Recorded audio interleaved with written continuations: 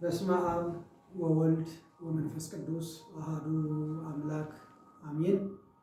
እኩት እግዚአብሔር በእንተ ጸጋሁ እንተ ይትትነገር ወእንተ ይትተረጎም። አምላካችን እግዚአብሔር ስለማይነገረው ስጦታው ስለማያልቀው ዘላለማዊ ውለታው ሐዋርያው ቅዱስ ጳውሎስ እንደተናገረው ከሁሉ አስቀድሞ ስሙ ለዘላለም የተመሰገነ ይሁንልን። ክቡራንና ክቡራት በሀገር ውስጥም በሀገር ውጭም ያላችሁ ሁላችሁ የእግዚአብሔር ቤተሰቦች በየአካባቢያችሁ የሰዓት አቆጣጠር እንደምን ዋላችሁ፣ እንደምን አመሻችሁ፣ እንደምን ሰነበታችሁ። አሜን። አምላካችን እግዚአብሔር ስሙ በሁላችንም አንደበት እየተመሰገነ ይሁንልን። ሁላችንንም በያለንበት ስለሰበሰበን፣ ስለጠበቀን፣ ስለመገበን ስሙ የተመሰገነ ይሁንልን። እንግዲህ የእግዚአብሔር ቤተሰቦች በዛሬው ዕለት በክቡር መምህራችን መጋቢ ሐዲስ ገብረ መስቀል ሚዲያ በደብረ ይባቤ ቅዱስ ያሬድ ቤተክርስቲያን ውስጥ የሚተላለፍ ነው። ይህም ጾም በቅዱስ ያሬድ በሚል ርዕስ አጠር ላሉ ደቂቃዎች ታላቁ ሊቅ ቅዱስ ያሬድ ጾምን የገለጸበትና ያስረዳበትን አጠር አድርገን እናያለን። ለምን ካላችሁ ሚዲያውን የከፈቱት ወይም በሚዲያው ላይ አገልግሎት እየሰጡ ያሉት መምህር የደብረ ይባቤ ቅዱስ ያሬድ ቤተክርስቲያን የስብከተ ወንጌል ኃላፊ ናቸው። እኔውም በዚያው ደብር የማገለግል ስለሆንኩኝ ታላቁ ሊቅ ቅዱስ ያሬድ ስለ ጾም የገለጸበት መንገድ አለና እሱን አጠር አድርገን እናያለን። የትምህርታችን ርዕስ የሚሆነው ጾም በቅዱስ ያሬድ የሚል ይሆናል። ጾም በታላቁ ሊቅ በቅዱስ ያሬድ እንዴት ተገለጠ? ብሉይ ኪዳንን፣ ሐዲስ ኪዳንን፣ ሌሎቹንም መጻሕፍት እያጣቀሰ የጾምን ማንነት እንዴት ገለጠው የሚለውን እናያለን። ስለዚህ ቅዱስ ያሬድ ርእዩ እበያ ለጾም የጾምን ከብር እዩ ተረዱ ይላል። በዚህ በጾመ ድጓው ላይ ታላቁ ሊቅ ቅዱስ ያሬድ ዛቲ ጾም አባይ ወክብርት፣ ይቺ ጾም ታላቅ ናት፣ ይቺ ጾም የከበረች ናት፣ ይቺ ጾም ከፍ ከፍ ያለች ናት። ዛቲ ጾም ዘተውበት ለቤተ ክርስቲያን ማኪምናን ውሉደ እግዚአብሔር፣ ይቺ ጾም ለእግዚአብሔር ልጆች ለእግዚአብሔር ሰዎች የተሰጠች የከበረች ታላቅ ጾም ናት ይላል። ይህ እንግዲህ ልብ በሉ። ታላቁ ሊቅ ቅዱስ ያሬድ ለምን ነው ታላቅ ያልካት ጾምን? ጾምስ ማለት ምን ማለት ነው ብለህ ከጠየከኝ ጾምን ታላቅ ያልኩበት በተለይ አሁን ያለንበት ጾምን ይባልቤት ስንገመግመው አምላካችን መድኃኒታችን ኢየሱስ ክርስቶስ ለእኛ ብሎ የጾመው ጾም አብይ ጾም ነውና አብይ የሚለውን ቅዱስ ያሬድ አባይ በሚል በሴት አንቀጽ ገልጾታል። ለምን ነው ታላቅ ያልከው? ጾምስ ምንድን ነው ካልከኝ በዚህ በአንቀጽ 15 ላይ ጾም ማለት ከታወቀ ከምግብ መከልከል ነው ብቻም አይደለም። እንኪያውሳ ጾም ማለት እስመ ጾም ጸባይተ ሥጋ ይእቲ በከመ ምጽዋት ጸባይተ በከመ ንዋይ ይእቲ ይላል። እዚህ አንቀጽ 15 ላይ ጾም ማለት ሰውነትን ለእግዚአብሔር መገበር ነው።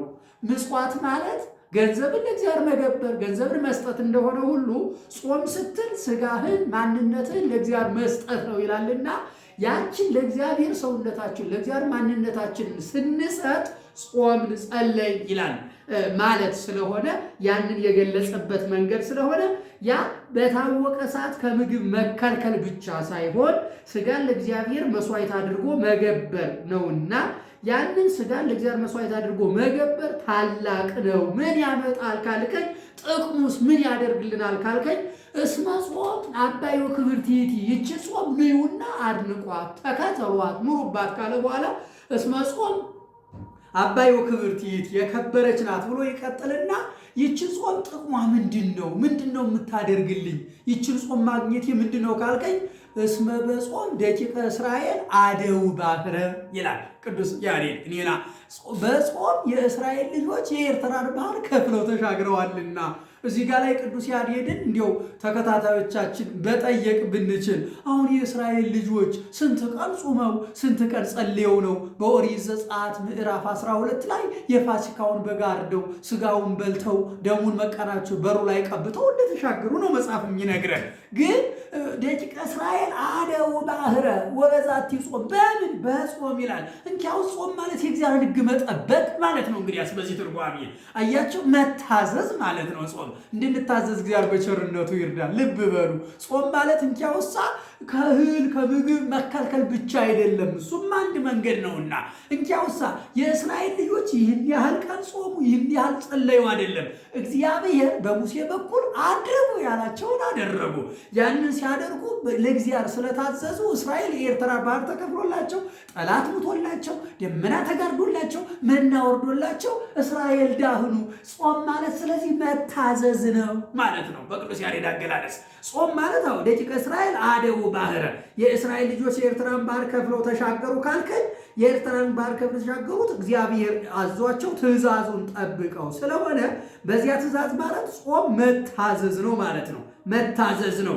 ለምን ካላችሁ ኦሪት ዘፍጥረት ምዕራፍ 3ን ብናነብ አዳምን ያችን ዛፍ አትብላ አለው። ቅዱስ ዮሐንስ አፈወርቅ ኮማንድመንት ኦፍ ዘጋድ ይላል። ዘጋድ የእግዚአብሔር ትእዛዝ ይላታል። ቅዱስ ኤፍሬም ደግሞ ይቺ የእግዚአብሔርና የአዳም መለያ ብሏታል። ቅዱስ ኤፍሬም ጾምን ሲገልጻት አዳምን አትብላ ያለው ዛፍ አይደለም፣ ዝም ብሎ ዛፊቱ ላይ አይደለም። እንግዲያስ ሕግ ነበረ፣ ትእዛዝ ነበረ ይላልና እስራኤል ታዘዙ ማለት ነው። ስለዚህ አንድ ክርስቲያን ሲጾም መታዘዝን መጠበቅ አለበት ማለት ነው። ስለዚህ ጾምን እንደዚህ አለ። በዚህች ጾም አለ የኤልያስ ሰማያት አርገ በዚህች ጾም ኤልያስ ያደረግከውን አየኸው። ሁለተኛ ነገሥት ምዕራፍ 2 ቁጥር 11 ላይ ኤልያስ በአውሎ ነፋስ ተነጠቀ፣ በእሳት ሰረገላ ወደ ሰማይ አረገ ይላል መጽሐፍ ኦሪት ሁለተኛ ነገሥት ምዕራፍ 2 ላይ እና ኤልያስ ወበውእቱ ህብስት ጾም 40 መዓልተ ወአርበ ሌሊተ ወአርገ ሰማያት 40 መዓልተ 40 ሌሊት ጾመ ጸለየ፣ ወደ ሰማያት አረገ። የጾም ጥቅሟ ከእግዚአብሔር ጋር ከሞት ትነጠቅባታለህ ማለት ነው። ከሞት ታመልጥባታለህ። ቅዱስ ያሬድ በዛት ሰማያት አርገ ወደ ሰማይ ሞትን እንዳያይ ኋላ ክርስቶስ ሲመጣ እነዚያ በራእይ እንደተገለጡ ሁለቱ ወይራዎች ተብሎ የተገለጡት ቅዱስ ኤልያስና ያ ታላቁ ነቢይ ቅዱስ ሄኖክ በጾም ነው ያደረጉት። ስለዚህ በጾም ኤልያስ ወደ ሰማይ ተነጠቀ ይለናል። ስለዚህ ጾምን ስንገመግመው ወደ ሰማይ የሚነጥቅ ከእግዚአብሔር ጋር የሚያኖር መሆኑን ካወቅ ዛቲ ጾም አባዩ ክብርቲቲ ይቺ ጾም የከበረች ናት። ንውርዩ በያለ ጾም ኑ የጾምን ክብርዩ የሚለውን መረዳት ይጠይቃል ማለት ነው። እሱም ብቻ አይደለም። ወበዛቲ ጾም ዳንኤል ድህነ እምአፈ አናብስት ይላል ቅዱስ ያሬድ። በዚህች ጾም ዳንኤል ከአንበሶች አፍ ዳነ አለ። ልብ በሉ ከአንበሶች ትንቢተ ዳንኤል ምዕራፍ 6ን ስናነብ ያ ዳንኤል በባዕድ ሀገር በሰው ሀገር ሰዎቹ አድመውበት ተፈርዶበት አናብስት እንዲበሉት ወደ አናብስት ጉድጓድ ተጥሎ ነበረ። ዳንኤል ግን 3 ሰዓት መስኮቱን ከፈተ፣ ወደ ምስራቅ ዞረ፣ በጉልበቱ ተንበረከከ፣ ወደ አምላክ ወደ እግዚአብሔር ተጣራ፣ ጾመ፣ ጸለየ። እስመ ጾም በቆየት ባቲ የሚለውን ገለጸ። ጾም ጥቅም አላት አለ። ከዚያ በኋላ እንዲበሉት ተፈርዶበት ወደ አናብስት ጉድጓድ የተጣለው ዳንኤል አናብስቶቹ ራሱ ብርድ ማሟሟቂያ ሆኑት። ያንን ጉድጓዱን እግዚአብሔርን ማመስገኛ ቤተ መቅደስ አደረገው። ይህ በምን ነው የሆነው ካልከኝ በዛቲ ጾም ይላል ቅዱስ ያሬድ። በረከቱ በሁላችን ላይ ይደር። በዚህች ጾም ዳንኤል ዳነ።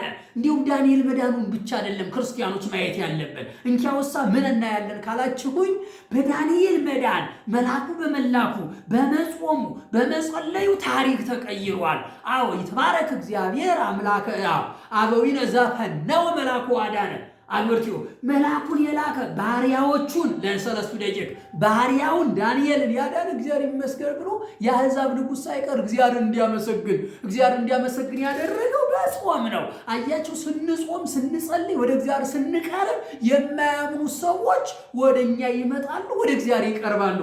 ሰለስቱ ደቂቅ ሲያደረጉት ይህንን አይደለም እንዴ? ዳንኤልን ጨምሮ ጮማ እንዲቆርጡ ጠጅ እንዲጨልጡ ተፈቅዶላቸው አይ ይህንን እናዳደርግም፣ ይህንን ብናደርግ ከእግዚአብሔር እንርቃለን በመብልና በመጠጥ እስመ መንግስተ እግዚአብሔር ይኮነት መብልዐ ወመስተየ ቅዱስ ጳውሎስ የእግዚአብሔር መንግስት የመብል የመጠጥ ጉዳይ አይደለችም እንዳለ በሐዲስ ኪዳን። በብሉይ ኪዳን የተገልጦላቸው ጥሬ ቆርጥመው ንጹሕ ውሃ ተጎንጭተው መልካቸው አምሮ እግዚአብሔርን አስመስግነዋል፣ ታሪክ ቀይረዋል። አያት የጾምን ታላቅነት ይላል ቅዱስ ያሬድ።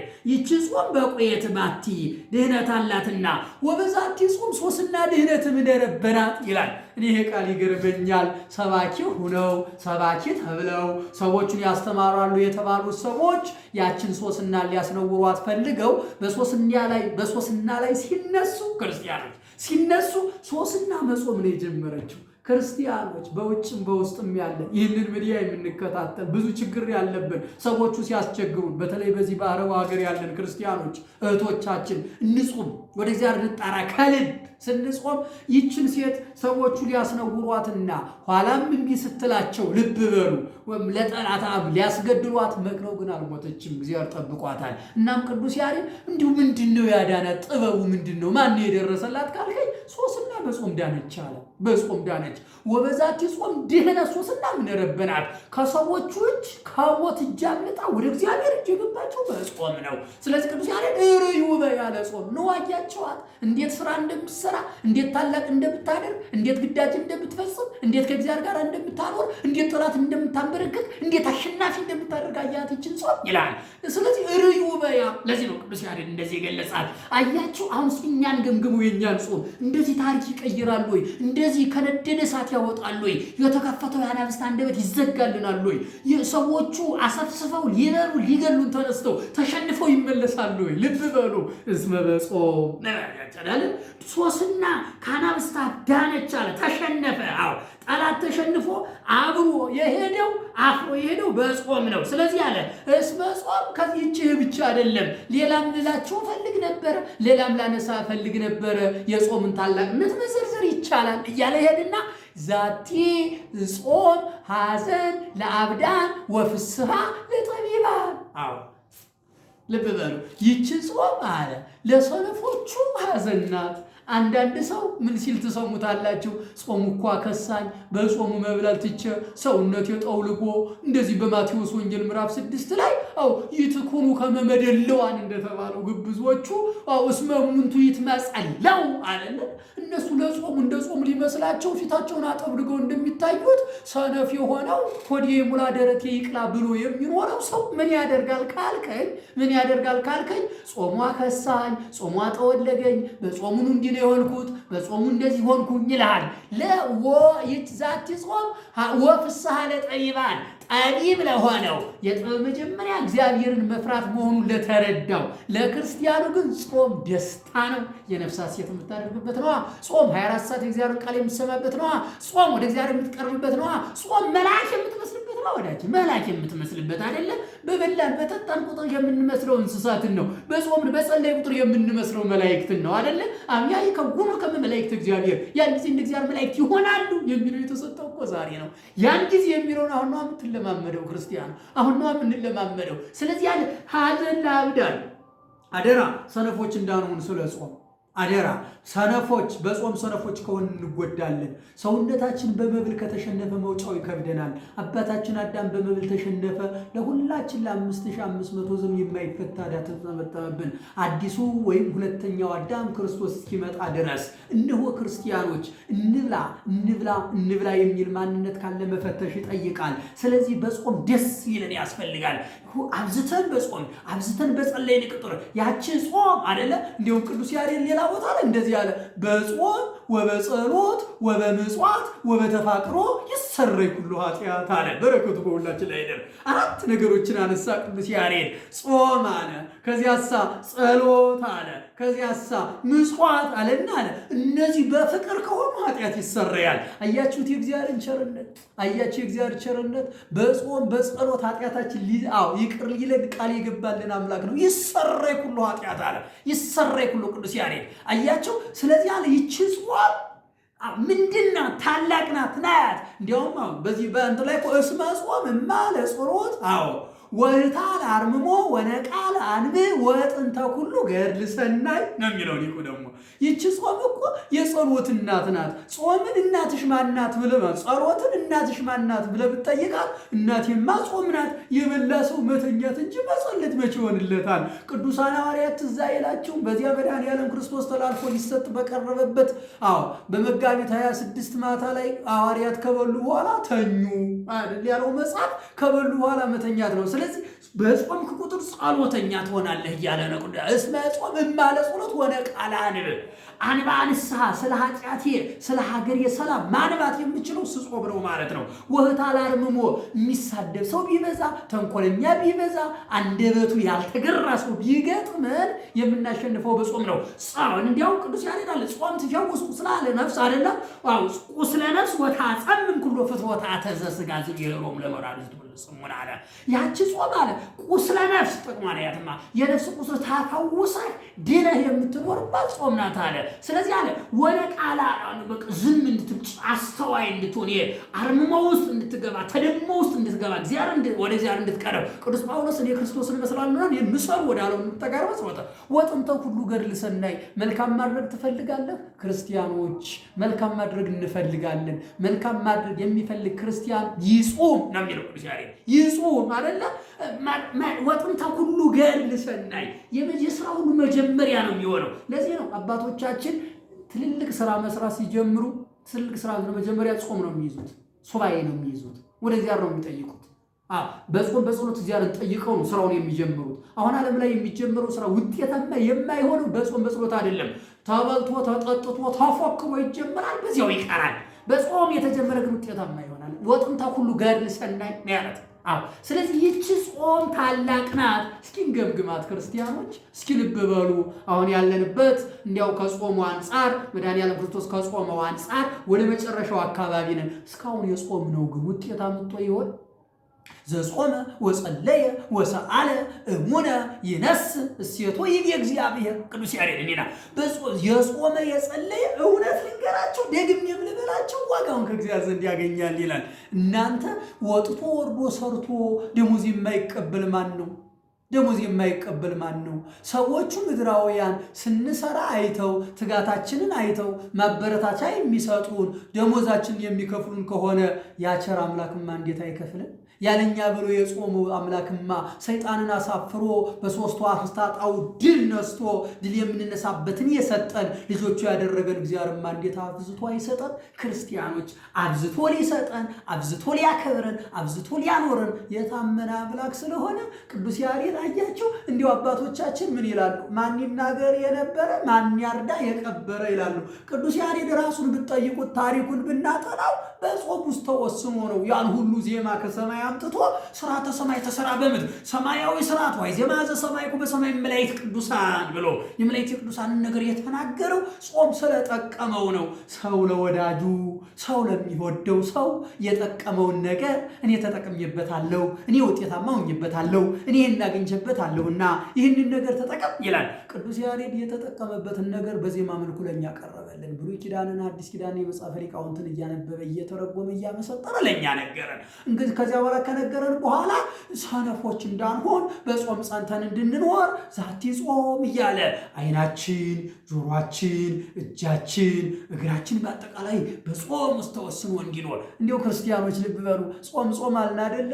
በነገራችን ላይ ክርስቲያን ክርስቶስ እስኪመጣ ድረስ ጾመኛ ነው። ይህን እንዳንረሳ ክርስቲያኖች። አሁን አብይ ጾም የሚለው ስለሆነ ብቻ አይደለም። አይኑ የሚጾም ጆሮ የሚጾም እጆቹ እግሮቹ የሚጾም ከሆነ ያ ክርስቲያን ክርስቶስ እስኪመጣ ጾም ነው። አንደበቱ ክፉ ነገር የማያወጣ፣ እጆቹ ክፉ ነገር የማይነኩ፣ እግሮቹ ወደ ክፉ ነገር የማይንቀሳቀሱ፣ አይኖቹ ክፉን የማያዩ፣ ጆሮቹ ክፉን የማይሰሙ ከሆነ ያ ክርስቲያን ጾም ነው። ጾመኛ ነው። ይጹም ልሳን እዝንን ይጹም እምሰሚያ ህሱ በተፋቅሩ አይደለም ያለን እንዴ? ጆሮቹም ስንቱን ሰማ ነው መሰላችሁ? በዓለም ላይ ስንቱን አየነው በዓይኖቻችን።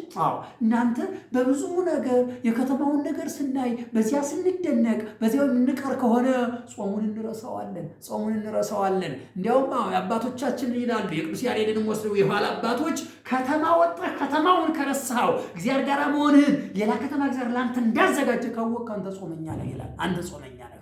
ከተማው የሚያልፍ ከተማ እንዲሁ አሁን ድንጋይ በድንጋይ ላይ ሳይፈርስ አይቀርም እንዳለ ባለቤቱ ክርስቶስ ያየነው የተገነባው ሰማይ ጠቀስ ተብሎ የተገነባው በያለንበት የምናየው አስደናቂ የተባለው ነገር ሁሉ ፈርሶ ሌላ ዛይንሪ ወዝኒ ሰማ ውስጥ ተለበሰ ዘይት አለ ይዛ አስተዳለው እግዚአብሔር ላይ ያፈቀረው እግዚአብሔር ለወዳጆቹ ያዘጋጀው ጆሮ ያልሰማው ዓይን ያላየው በሰው ልቦና ያልተሰበ ምን ይገርማል እኮ እናንተ በሰው ልቦና ታስቦ ብፁ ቢስ ዘይሄል በልቡ ዘበላይሉ ተብለን በሰው ልቦና የታሰበው አይደለም ከዚያ በላይ ልንወርስ ተዘጋጅተን ያልታሰበ ይለናል። ካሰብነው በላይ ስለሆነ ያልታየ ይለን ባይለን ያየ ነው።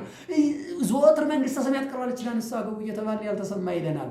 ያ ማለት ከሰማነው ካየነው ከምናስበው በላይ እግዚአብሔር የሚሰጠን ስለሆነ ለዚህ ሁሉ ጾም ብሎናል። ለዚህ ሁሉ ጾም፣ ለዚህ ሁሉ በረከት ባለቤቱ ራሱ ጾመ። እግዚእነ ጾመ በእንቲአነ አይደል ያለ ቅዱስ ያሬድ። ጌታስ ራሱ ስለኛ ብሎ ጾም አይደለም? እኛስ ኃጢአት ሰርተን፣ እኛስ በደለኛ ሆነን፣ እኛስ ኃጢአታችን እንዲሰረይ፣ እኛስ መላእክትን እንድንመስል፣ እኛስ ወደ እርሱ እንድንቀርብ ነው። እሱ ለምን ጾመ ካልከኝ በእንቲአነ ነው ትርጉም ወዳጄ። እሱ ለኛ ብሎ ከጾመ እኛማ እንዴት አብዝተን አንጾም? እኛማ እንዴት አብዝተን አንጸልይ? ስለዚህ ቅዱስ ያሬድ ሐዘን ለአብዳን ወፍስሐ ለጠቢባን፣ ለሰነፎቹ ሐዘን ለክርስቲያኖቹ ጥበብ ነው ብሎናልና በጥበብ ተመላልሰን ጾመን ጸልየን በረከት እንድናገኝ አምላካችን እግዚአብሔር በቸርነቱ ይርዳን። እንገምግመው ጾማችንን።